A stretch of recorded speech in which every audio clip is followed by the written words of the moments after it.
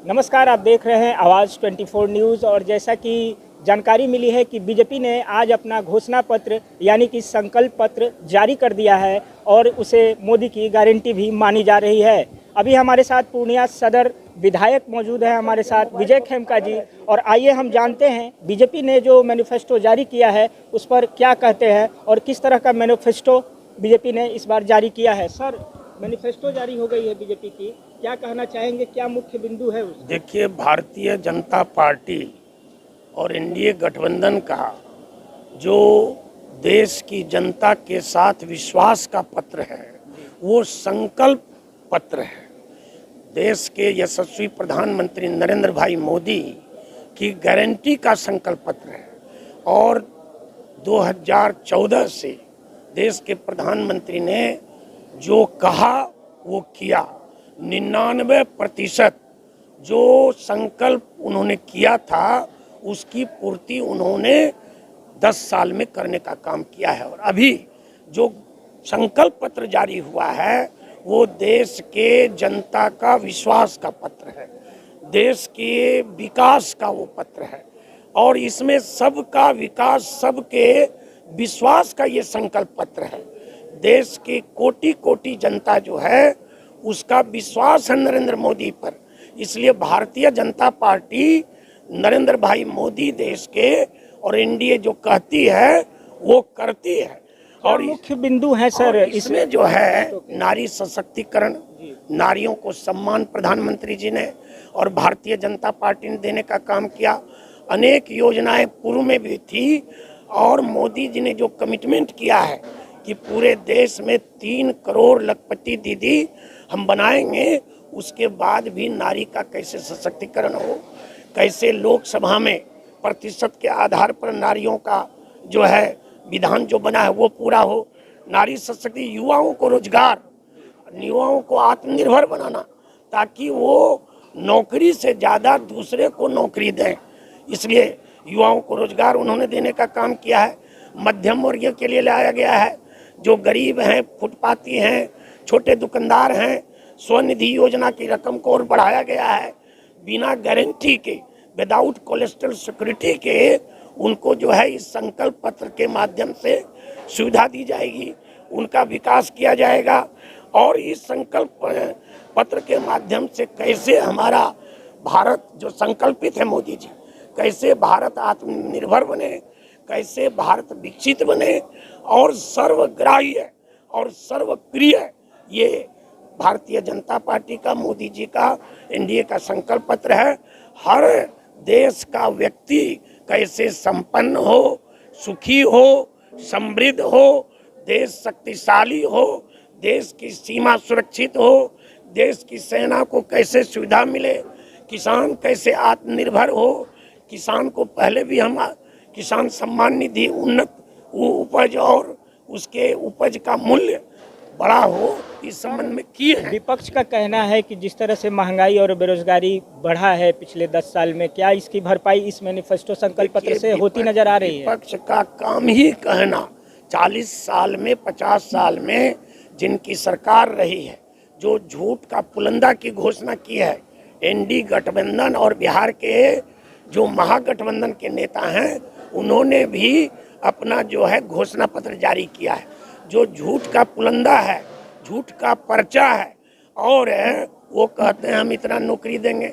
अरे भाई, आपने तो पलायन करवा दिया बिहार से, आपने नौकरी छीन ली, तो आप नौकरी कहाँ से दीजिएगा? पूर्णिया की बात अगर करें तो एयरपोर्ट का मुद्दा लगभग हर पार्टी अपने अपने मैनिफेस्टो में दे रही है, लेकिन सच तो ये है कि डबल इंजन सरकार होने के बावजूद भी पूर्णिया में अभी तक एयरपोर्ट नहीं बन पाया है। और फिर इस बार वादे किए जा रहे हैं कि एयरपोर्ट पूर्णिया में बनाया जाएगा। देश के यशस्वी प्रधानमंत्री नरेंद्र भाई मोदी, भाजपा और एनडीए वादा नहीं करती है।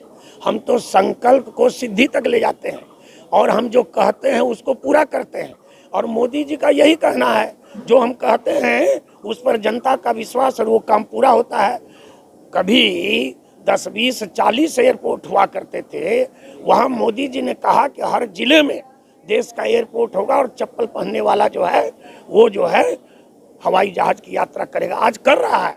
और पूर्णिया में भी एयरपोर्ट की घोषणा नहीं करनी है, वो तो घोषणा 2015-16 में ही हुई, उस पर काम चल रहा है। जमीन का विवाद था, वो एक्वायर नहीं हो रहा था, उसमें लेट हो गया, कोरोना के कारण लेट हो गया। अब जमीन अधिग्रहण हो गया है, पैसा पहले से आया हुआ है, उसका जो रनवे है वो बन के तैयार हो गया है। और जो एयरपोर्ट अथॉरिटी और बिहार प्रशासन के बीच में बातचीत हो गई है और कनेक्टिविटी और रोड और 15 एकड़ जमीन उसको भी क्लियर करवाया जा रहा है। तो ये घोषणा कहाँ है, ये तो संकल्प है। और पूर्णिया से हमारे इस पूरे क्षेत्र के सीमावर्ती क्षेत्र के बहुत जल्दी हवाई यात्रा करेंगे और यहाँ एयरपोर्ट चालू होगा। प्रचार चालू है, चुनाव में अब कुछ ही दिन रह गए हैं, दूसरे चरण में पूर्णिया में मतदान होने वाला है। किस तरह का माहौल एनडीए का अभी दिख रहा है बिहार और पूर्णिया में? देखिए, पिछले बार हम लोग एनडीए गठबंधन में 39 सीट लाए थे, 1 सीट गड़बड़ाई थी। इस बार 40 की 40 सीट होगी। और जो महागठबंधन के नेता बिहार में घूम रहे हैं वे सारे नेता नील थे, जो अपने परिवारवाद के पोषक नेता हैं, भ्रष्टाचार में लिप्त बेल पर और जेल गए हुए नेता हैं। ऐसे नेता जो है उनको एक भी सीट नहीं मिली थी। इसलिए बिहार की जनता को मोदी की गारंटी पर विश्वास है। पूर्णिया में भी हम 2019 में भी जीते थे, भारी प्रचंड बहुमत से जीते थे। और इस बार भी पूर्णिया की जनता ने 100% मन बनाया है कि एनडीए के उम्मीदवार संतोष कुशवाहा को हम जिताएंगे। और कोई नहीं है टक्कर में, कोई भी किसी स्थान पर नहीं है, वो लोग अपने में लड़ रहे हैं।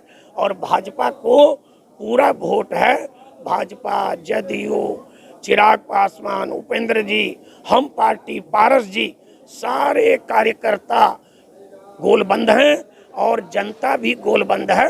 और इस बार 2024 का ये जो चुनाव है, जिसमें पूर्णिया से तीर छाप 3 नंबर जो इनका सिंबल है, उस सिंबल पर लोग बटन दबाएंगे।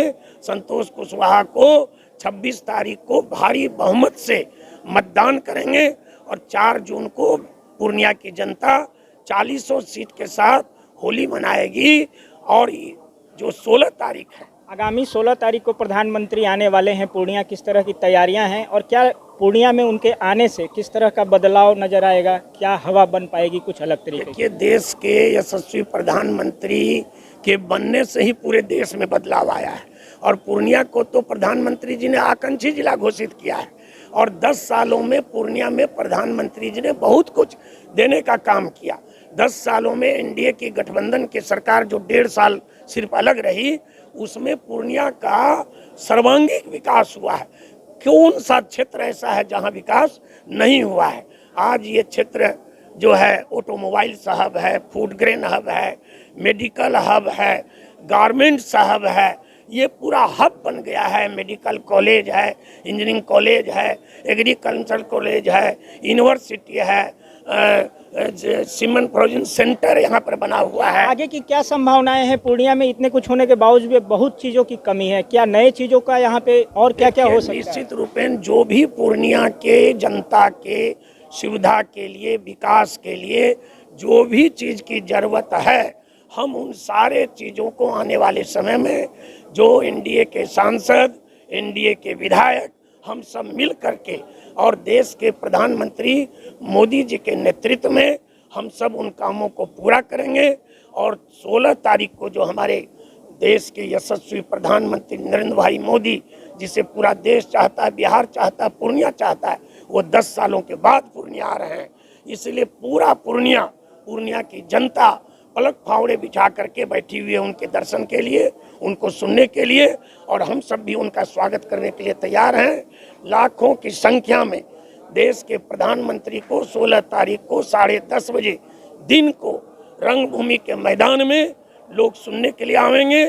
और 24 जो आपका चैनल है, उसके माध्यम से हम सारी पूर्णिया के जनता से आग्रह और निवेदन करते हैं कि आप जो है प्रधानमंत्री नरेंद्र भाई मोदी, जो आपका परिवार है, और प्रधानमंत्री जी कहते हैं पूरा देश, पूरा बिहार, पूरा पूर्णिया मेरा परिवार है, तो आप प्रधानमंत्री जी को सुनने के लिए रंगभूमि के मैदान में 10:30 बजे 16 तारीख को जरूर पधारें। हम आपसे आह्वान करते हैं, आग्रह करते हैं। तो जैसा कि आप सुन रहे थे, सदर विधायक बीजेपी के पूर्णिया के विजय खेमका जी थे और संकल्प पत्र पर उन्होंने कहा कि ये मोदी की गारंटी है, ये संकल्प है और मोदी की गारंटी ही काफ़ी है। बाकी विपक्षी पार्टियों के जो भी संकल्प पत्र या घोषणा पत्र रहे हैं वो सिर्फ दिखावा है, असली संकल्प पत्र तो सिर्फ और सिर्फ मोदी की गारंटी है। आप बने रहें आवाज़ 24 न्यूज़ पर। मैं ओम प्रकाश मिश्रा।